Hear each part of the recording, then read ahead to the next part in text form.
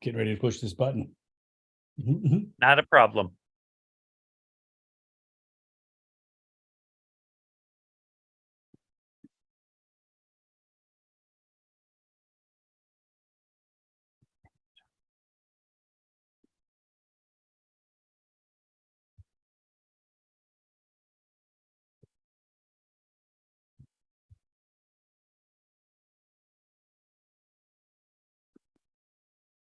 Harry Klemm, welcome to ATV-TALK. Well, thank you so much for the invitation. Oh, hey, brother. It's my pleasure and my honor. In our podcast, we talked about how we were in the same industry, but never our paths never crossed. And you had a great example for why we were probably always doing something different.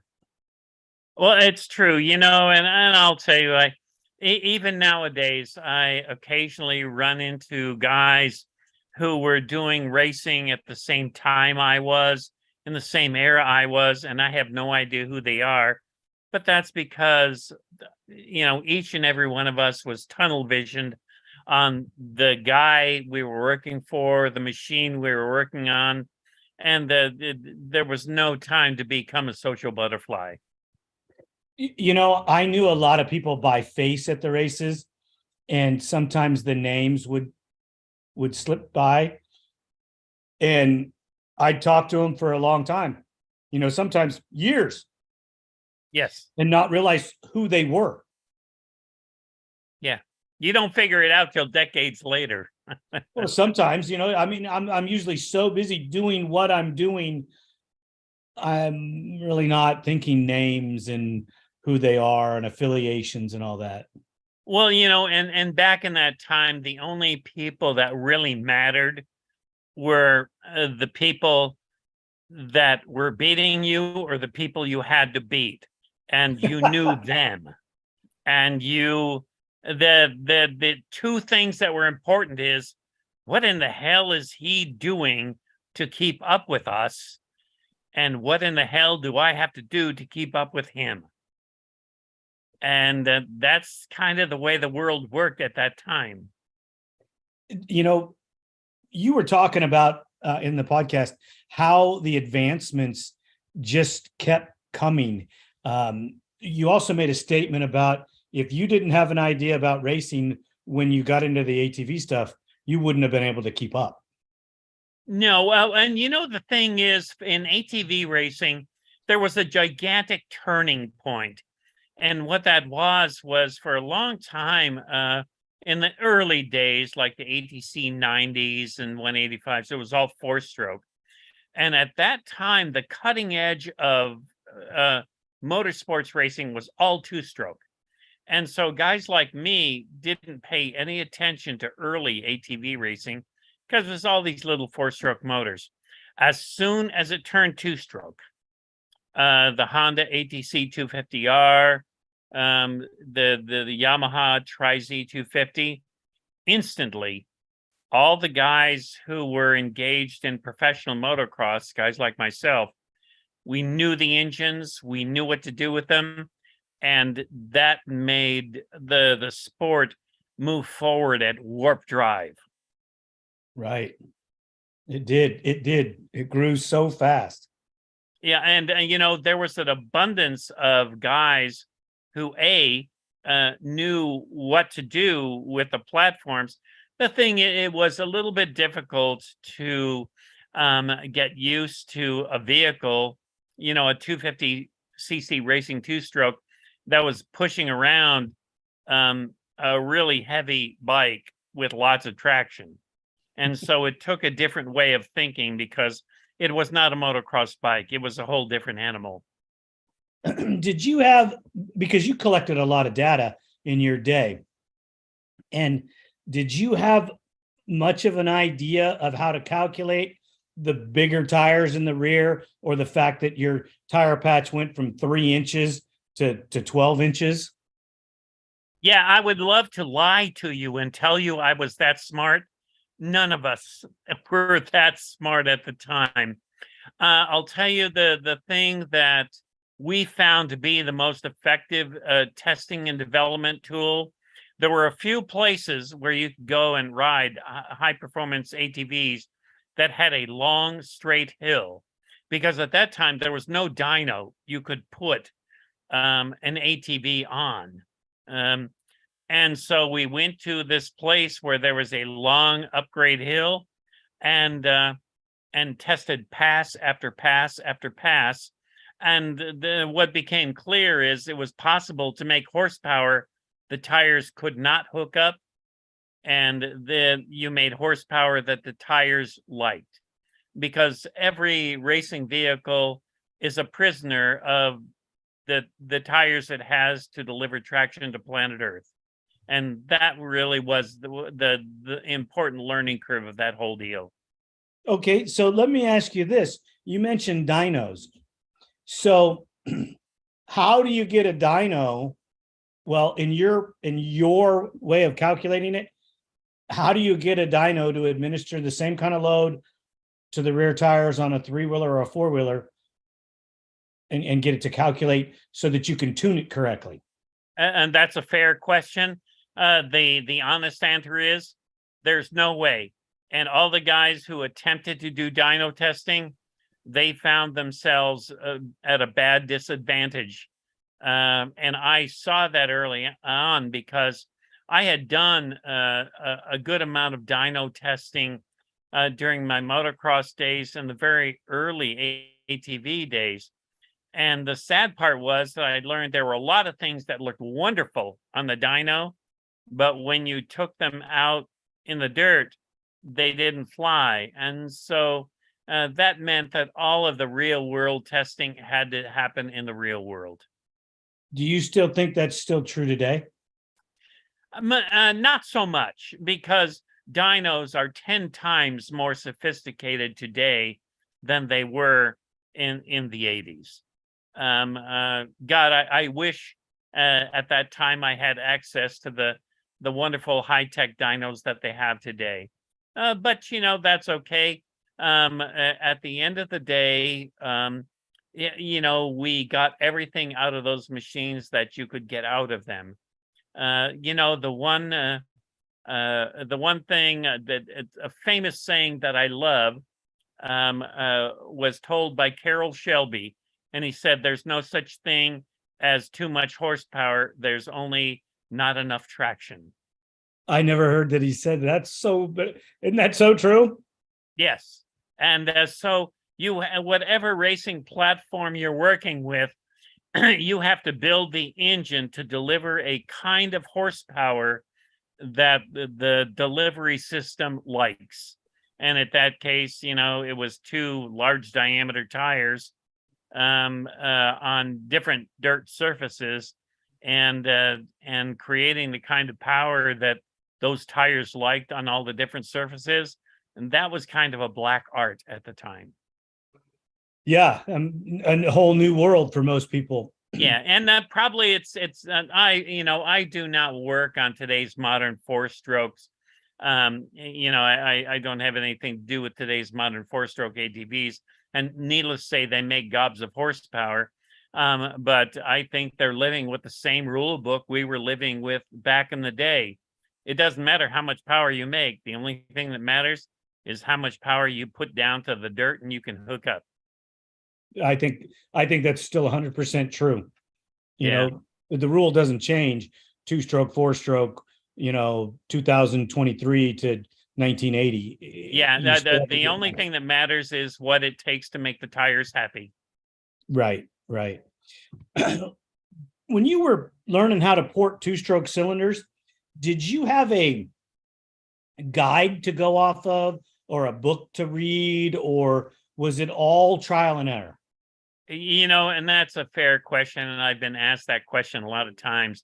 When I started doing 2-strokes, it was the early 70s, and there was no a group of people. What you want to do is find the smartest guy in the room. Well, there was no smartest guy in the room at that time. So for all the guys who were having success, you just had to do tons of trial and error. And if you did enough trial and error, you were the smartest guy in the room you were in. And as time unfolded, the guys who did the most trial and error work became the smartest guys in the room. There was no college curriculum for it. There was no class. There was no nothing. Everybody was living in a trial by error world. You think that there's a college curriculum for it now? Oh, absolutely, there is. Yeah, and once in fact, I felt badly because in the 80s, I learned about such curriculums, and I thought, oh God! But by that time, I was already waist deep into the two-stroke industry. So I thought, well, it's possible that I might learn something if I go to that college. But at the end of the day, all I really wanted to do was enjoy the racing, the racers, and make a good living. And I was just having so much damn fun doing that. Setting everything aside to go to college was not on the list of things I could do. Let me ask you this. So the college curriculum, what were they going to teach you about two-stroke engines that you weren't already learning? A fair question. There was one guy in the UK, Dr. Gordon Blair, and he pretty much was the god of two-cycle high-performance racing engines. And he knew volumes more than anyone else. He worked at a place, a college in the UK called QUB, Queen's University of Belfast. And it was an ironic thing because later on in my PWC racing days in the middle 90s, I was lucky enough to be invited to a meeting in Northern California where Dr. Blair was actually there. And turns out that he was one of the few guys that enjoyed wine as much as me. And so I spent a couple, 2-3 days driving Dr. Blair all over Northern California to all these different wineries and talking two-stroke engines the whole time. And I thought, you know what, that's as much college as I need. How close to real world was he? Again, a fair question. He was a lot more into the theoretical. At that time, he was trying to create a computer program where you could plug in all of the numbers and come up with all the horsepower information. And it's important to understand this was the middle 1990s, so computers were like okay, but not fantastic at the time. And so what he wanted to do, what he wanted to achieve was limited by the computers of the day. And so his formulas and everything, they had some success, but they weren't 100%. And, this was a conversation I had with him 1,000 times. At the end of the day, there is absolutely nothing that beats real world on the planet Earth testing. And I'll tell you a short story of that from my ATV racing days. During the ATV days, besides three-wheelers, we also did Odysseys, 250, which were driven by 250cc air-cooled Honda motors. And so we did quite a bit of work with those. And there was this group of guys in Kansas. I'll never forget this, Liberal, Kansas. And there was like a dozen of them. And these guys were all rich farmers. And the only thing they had to do all day long was test, drag race their Odysseys and try different parts. And none of them had any two-cycle racing experience, no engineering experience, no engine building experience, but they knew how to take two vehicles and drag race them up this dirt road they had and see which one won. And they did it for days and weeks. And these guys, they were the smartest guys there were. And so they kept calling me for more parts for them to test. And whenever we went to the ATV Nationals at the time, these guys had the fastest freaking cars there were. And not because they were geniuses, but they had spent more time doing back-to-back trial and error testing than anybody else on earth. And so at that time, I realized, you know, in the racing, there's a famous saying, you can't beat cubic inches. Well, that's a lie. The truth is you cannot beat cubic testing, because the guys who do the most testing, they win everything. Right.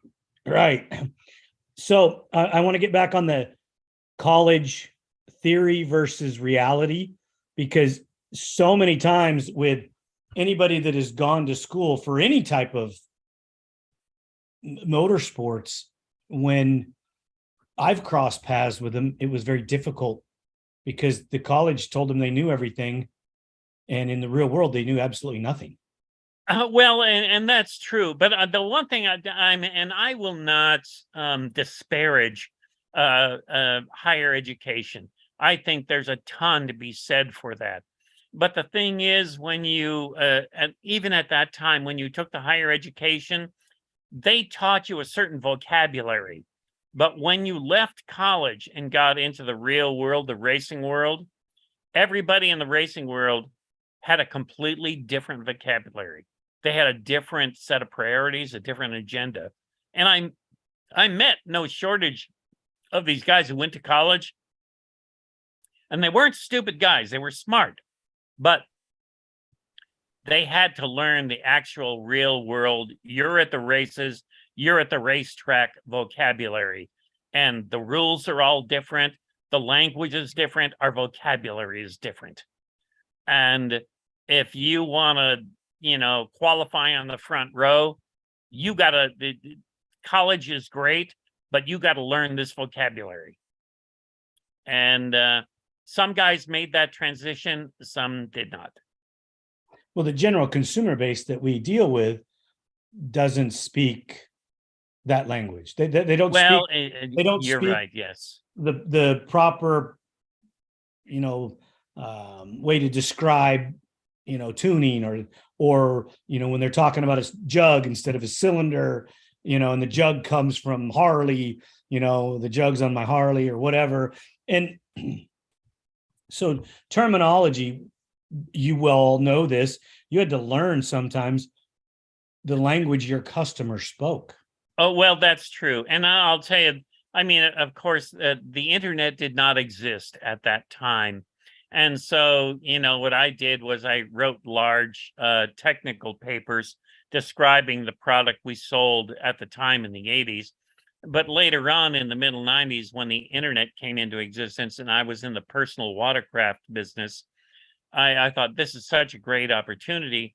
And so I wrote all these lengthy technical documents create, talking about, the problems these engines had, how to address these problems. And I didn't realize at the time, but what I was doing was creating the vocabulary of how people would talk about those engine platforms. And in the 80s, because there was no internet, talking to people and getting on the same page was all really difficult because nobody's vocabulary was the same. And so, I at that time, I employed a lot of technicians, and it was just a given. I had to employ them, take them in my shop, and it took them 6 to 8 months to learn our vocabulary, to learn what we were thinking about, what we were talking about, what was important, what was not important. Because everybody thought, oh, gee, you raise the exhaust port a whole bunch and put sticky tires on it and you win races. No, that didn't work. Right. They still think that. Yeah, but perhaps so. oh, let's just give it a ton of horsepower, and if we don't win, it's the guy who didn't build this enough horsepower's fault. That's right. We gave you all the power you needed. What's wrong? Yeah. So how did you get into developing the two-stroke exhaust? You know, because it's kind of like the cylinder porting. There's a whole art form to it with knowing the measurements and where to cut it, where not to cut it, you know, where it should bend, where it shouldn't bend, you know, the size, the diameters. Yeah, another very fair question. I'll tell you, in that era, it's all different now. Or it has been different like since the 2000 with two-stroke exhaust systems, because everything is stamped, and the precision of the way the stamp pipes are made for two strokes after the year 2000 is spectacular. But back then, all the pipes were made out of cone pipes, hand and very literally making a good expansion chamber made of cones was an art. And I thought, you know, I'm a pretty smart guy. I can figure stuff out. And my specialty was the engines and cylinder porting and the top end layouts. And it took a very short amount of time for me to realize I was never, ever going to master the art of two-stroke exhaust systems and what worked and how to make them. And so I relied on the talents of lots of other guys, and that they did that and nothing else but that. And the guys I found, they were really, really good. And the list of guys that was good, it was a short list. Right. You know, I was fortunate to deal with, well, I wasn't fortunate. My brother was fortunate enough. He dealt with Paul Turner. Paul was a sharp guy, yes. And there was a couple guys in that circle that we dealt with that were really sharp. And Warren got the benefit of learning from those guys. So, I mean, I can't tell you much about how. Well, let me tell you a real short story about the nucleus of the two-stroke expansion chamber business. When I first went to work at DG Performance in 1975, they were buying most of their exhaust system from a company in Orange County called JR Racing. And JR was some guy, and he was an older gentleman. And he was not an engine genius or nothing, but he was a great fabricator. The thing about JR Performance, about JR Racing, it was in Orange County, and every kid who wanted to know anything about making dirt bikes go fast got a job at JR Racing. And so the guys who worked at JR Racing welding up pipes were Tim McCool, who is now the owner of Cobra Engineering, Lee Schaefer of Lee's Pipes, Bill Severa of Bill's Pipes. Every single guy who knew anything about anything, he started at JR Racing. And ironically, Bob Hanna, the motorcycle racer, he had a job welding cones at JR Pipes. And the only other exception to that was Bassani. Probably one of the best pipe builders there is Dave Miller. And he worked at Bassani. And there was a couple of other guys that came from Bassani. But in short, the entire two-stroke expansion chamber industry expanded out from... everybody came from either Bassani or JR Pipes. Everybody. And so if somebody said they worked at JR or Bassani, they were for real. And those were the guys we looked for. So was there a specific theory for making the pipe based on size, based on exhaust port length, so on and so forth? You know, and it's again a fair question, and everybody had their formulas, and the hard reality was, and in this again, this was in the 80s, not a single one of them worked. not one. And boy, I thrashed all of those formulas to death, trying to come up with the perfect pipe. And the thing that I learned after doing all of that, if you want to have the best pipe, you find the best pipe builder, because he's made hundreds of pipes that didn't work and a few that did, and he knows the difference, and you don't argue with those guys. And by far the best ones that I met was Tom and Don Kistler, two brothers, and they had a company named Power Pros, and they made hand-pounded pipes for Klemm Research during my ATV days. And these guys were just the most talented guys. And I'll never forget, bringing a pipe to them and say, hey, I want something like this. And they took all the measurements and they go, yeah, no, this ain't going to work. I go, no, actually, it's working pretty good. They go, no, it's not going to work. And I'll make you something that works. And these guys, again, they were magical. And every single thing they did, every time they said they could make a better one, they did. And I'll tell you, for me, it was very humbling, because I realized, God, if you're a smart enough pipe builder, you don't even need an engine builder like me, because these guys are freaking magic. But yes, luckily for me, as time unfolded, people did still need engine builders. Yeah, fortunately for all of us, right? Yes. That the myth behind so much of it is that there are theories and calculations and books for all of it, and trying to explain to someone that's not in the world, it's almost impossible. Well, and you're correct. And I'll tell you what, and I keep going back to that group of farmers in liberal Kansas testing their Odysseys. None of them guys had any mathematical experience. None of them knew how to work any kind of formula. And they had the fastest freaking cars in America because they knew how to do back-to-back testing. There is no substitute for that. So when you were building the Tri-Z and you were developing the product, I'm assuming you were buying cylinders or buying stuff to develop and do the testing on yourself.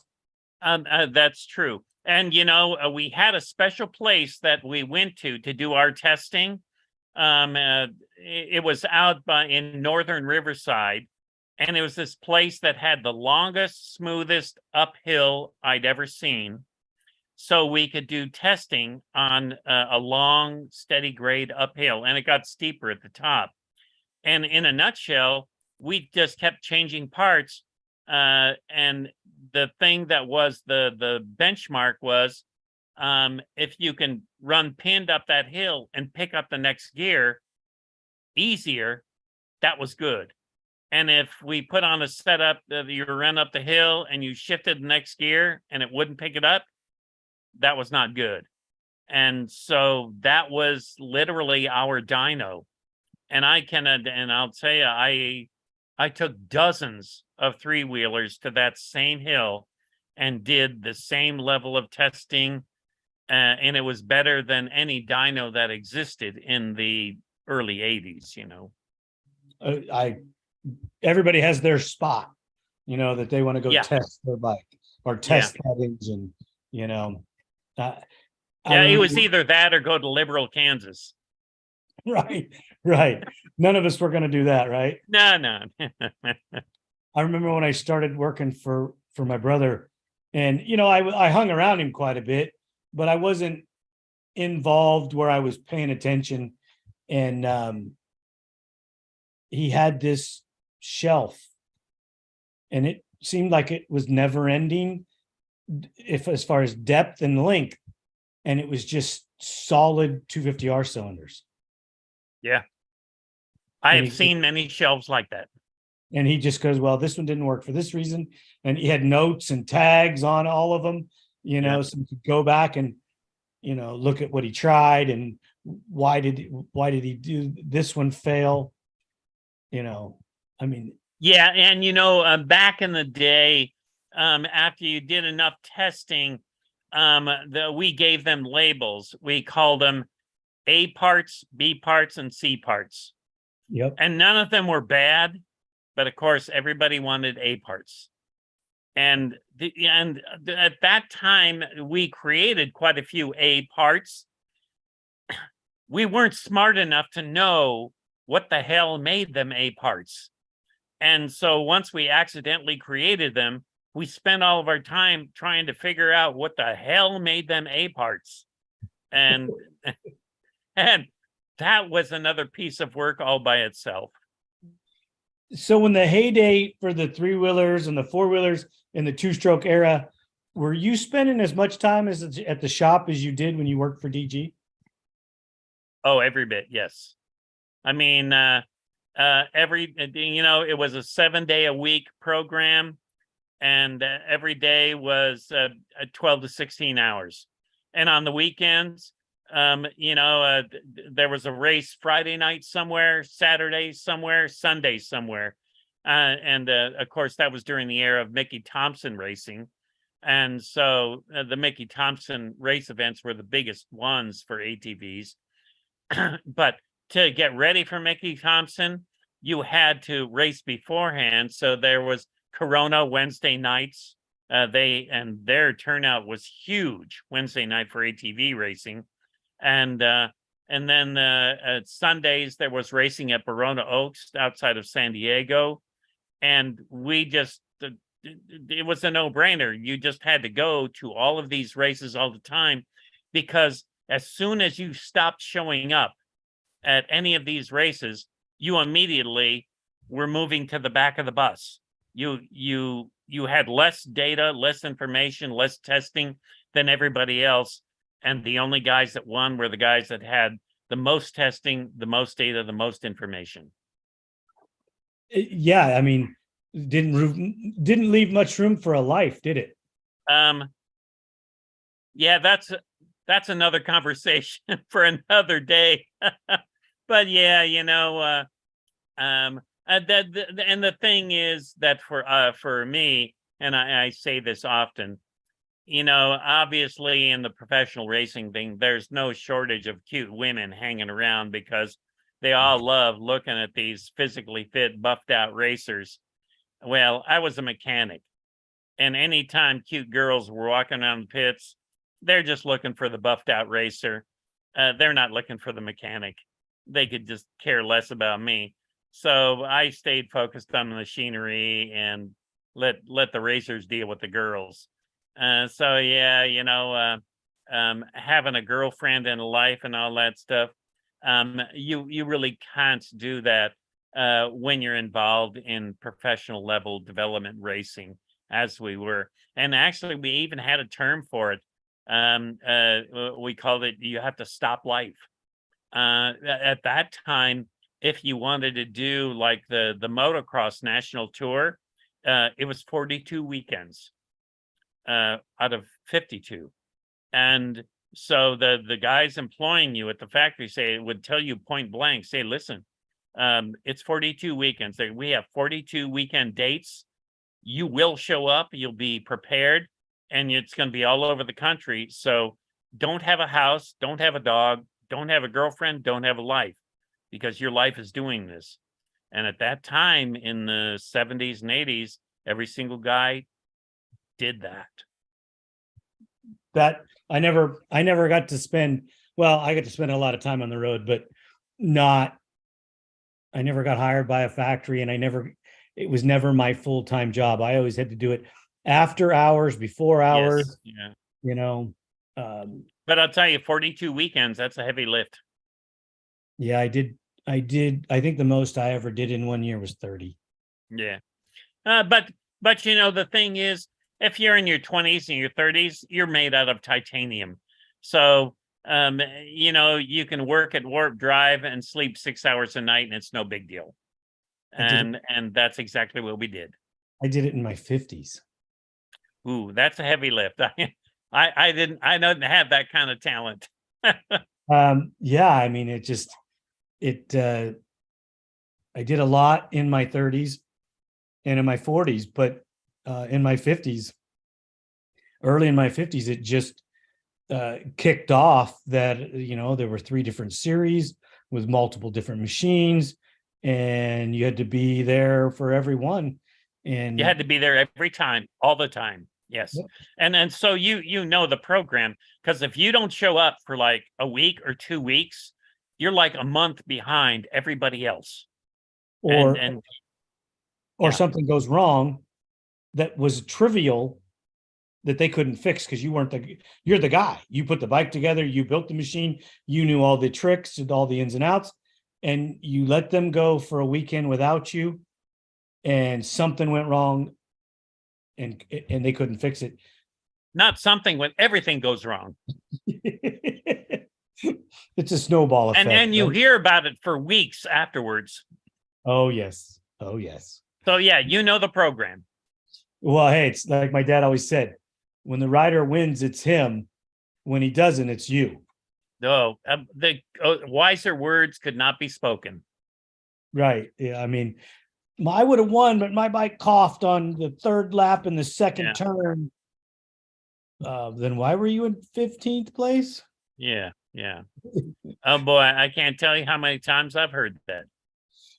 You got to work with Rex, and pretty famous guy in his own right. Yes. What was it like to just spend that much time with your racer back in those days? Well, the thing, and again, I mean, God, I hate sounding like a dinosaur, but the whole atmosphere was completely and totally different then. And when I went to work for Rex, actually, obviously he was a tremendous motocross talent, and I was somebody that nobody knew because prior to working for him, I had been tinkering with club racing or club level road racing motorcycles for the last 3 or 4 years. And my brother and we were engaged in road racing Kawasaki 350 Bighorns because at that time they allowed 350 singles to race against the 250 twins. So I spent a ton of time doing testing and development with those. And I felt like I learned a lot of important stuff.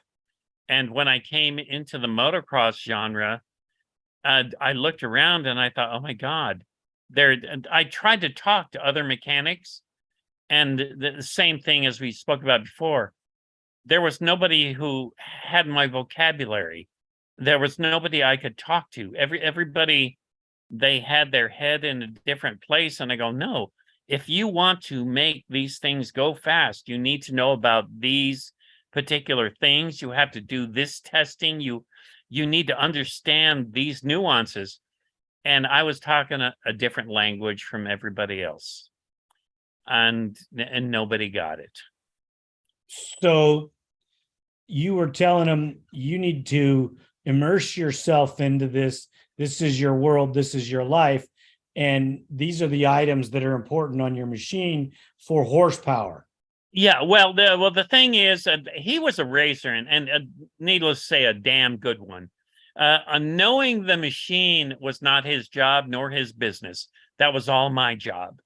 The only thing that was my job was to say, hey, listen, you can run it hard this way and that way, but if it starts doing this, don't abuse it. Don't do this. Because the objective, of course, was to finish a race. Leading races is great, but actually finish checkered flag results is really what it's all about. And so at the end of the day, the best racers, because all the machinery in the 70s at that time was crap. And the guys who were the most successful were not the guys who were the fastest. They were the guys who were the best at nursemaiding their faulty machinery to the finish line in front of everybody else. And very literally, that is what Rex's job was, and everybody else too. And to his good credit, Roger DeCoster, he had actually a great technical background, mechanical background, And more than any other racer, I think what made him so successful is he had a clear understanding. Everything he ever threw a leg over was kind of a piece of crap. And his job was to nursemaid that piece of crap to the finish line. Because if he just rode it abusively, which many guys did, you'd go fast and have a lot of photos taken of you leading the race, but you wouldn't have a good finishing result. And that made Roger DeCoster smarter and better than any of the MX racers of the era. That's so, for my terminology, he just had a better feel for what it needed to keep his machine in one piece for the, well, You're right. Like 45 minutes, eat 2 motos in one day. Yes. Yeah. And boy, that was a heavy lift, and they were all air cooled, and they had suspension that you wouldn't be able to put on an enduro bike today. Everything about them was tragic. And so professional racers of the day, their job was to somehow figure out how to herd this evil handling, overheating motorcycle to the finish line as effectively as possible. And I never diminished the difficulty of that job, because it was hard, because those bikes were pieces of crap. And those guys who got them to the finish line, those guys were heroes. What do you think the motocross guys would do today to go run 2 45-minute motos on ungroomed racetracks? Again, a fair question, and I'll tell you, the way I'll frame that is, it was about 10 or 15 years ago, when Cycle News magazine was still, or maybe 20 years ago, when Cycle News magazine was still in print, and there was this gigantic controversy about who was the greatest of all time, Bob Hanna or Ricky Carmichael. And Ricky Carmichael, to be sure, is a very talented motocross racer. And I looked at it, and this thread of letters from people went on for weeks and weeks. And finally, I said, I sent a letter to Cycle News. I said, listen, Bob Hanna and Ricky Carmichael engaged in 2 completely different sports.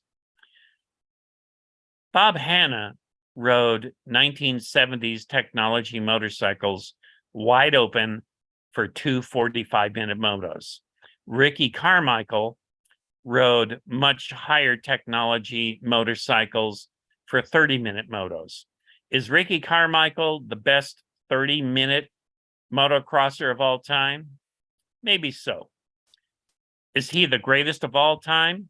Hell no. Because Bob Hanna knocked out 2 45-minute motos on air-cooled 1970s technology suspension. And Ricky Carmichael could not have done that to save his life. I don't think he could have, because this is a controversial thing, but the strength of men has been deteriorating over the last 50 to 60 years. Well, perhaps so, yes. And I'll tell you, the one thing that really set Bob apart at that time, I worked for Bob when I first got my job at DG. I prepared bikes for him before he got his factory Yamaha ride. And I'll tell you, the guy, he had no vices. He didn't smoke, he didn't drink, he didn't party, he didn't do anything. And all he did was, quite frankly, he spent a lot of time riding his BMX bike. And that was his training. And all the other guys in the day, and you need to keep in mind, this was the 70s. I mean, all the guys, they had tons of chicks chasing them down. And so they would have beers after the races, and a few of them smoked a little bit of weed, and they were still able to do okay and win races here and there. But Bob was tunnel visioned. he didn't do any of that. He had no vices. All he wanted to do was win. And I mean, the history speaks for itself. Yeah, I mean, he was an idol and an icon growing up. I was very fortunate in my life to grow up with Ricky Johnson being a household name. Uh, Yes.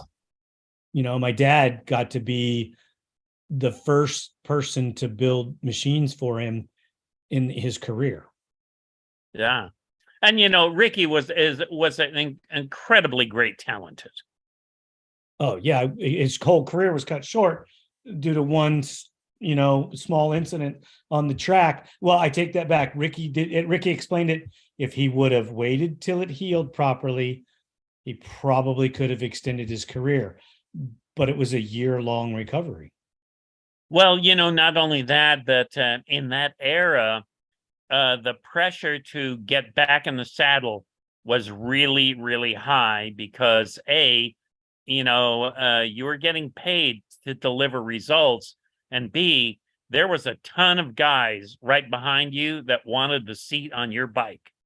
And if you didn't show up to deliver results, they had a ton of guys getting ready to do so. And so I have a soft place in my heart for the racers of that era who had to deal with that, because they were asked to make a lot of difficult decisions that were going to have tough long-term health repercussions. Yeah. Now you see athletes sit out races.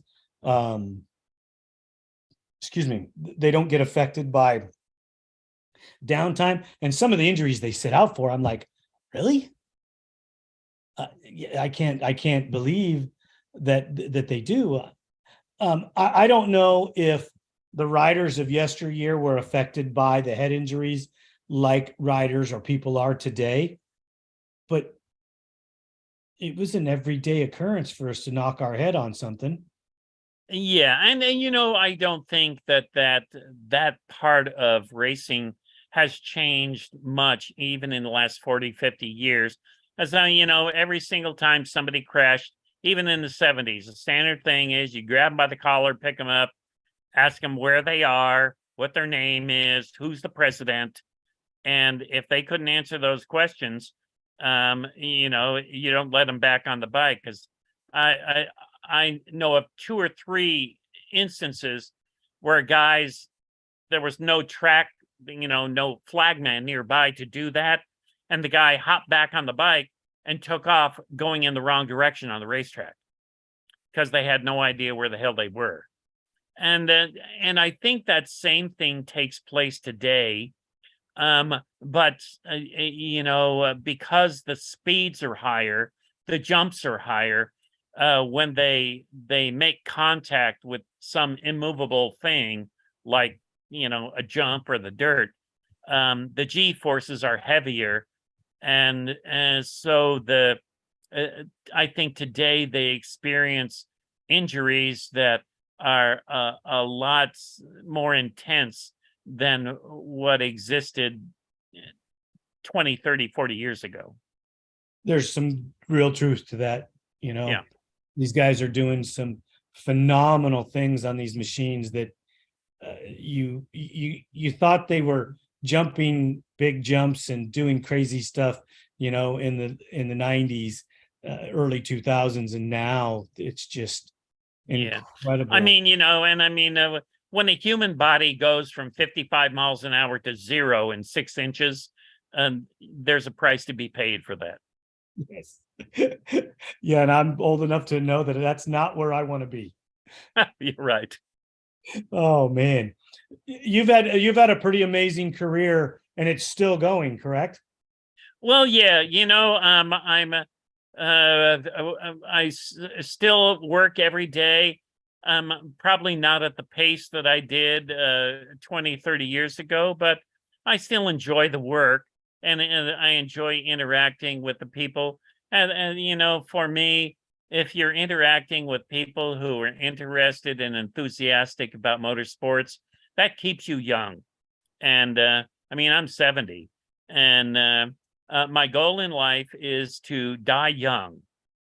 And the only thing you got to do to stay young is have enthusiasm for something and always be curious. And so I'm constantly curious, and I'm always enthusiastic about getting up every morning and go in my shop and get stuff done. As long as I keep doing that, I'm young. And that means whenever day zero comes, I'll die young. That's freaking well said. Well said, young man. Well said. Thank you.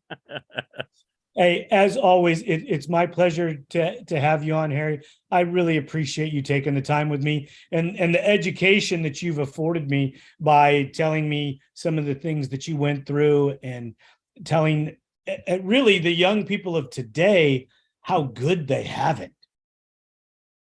They did well. It's the way things are configured today. You have the education curve is shorter, but you got a lot of ground to cover in a short amount of time because there's a whole bunch of people covering that same ground very, very quickly. Back then, I actually feel blessed because when I started getting into building race bikes, it didn't take very long before I had no competition at all because there was nobody else who spoke my language. But now today, there's a ton of smart guys and they're all talking the same language. Right on. Right on. Again, brother, thank you so much. Be looking for that second invitation to come back on because I know we have so much more to talk about. I look forward to it. Thank you so much for taking the time. All right, brother. You have a great night. Thanks again. We'll talk to you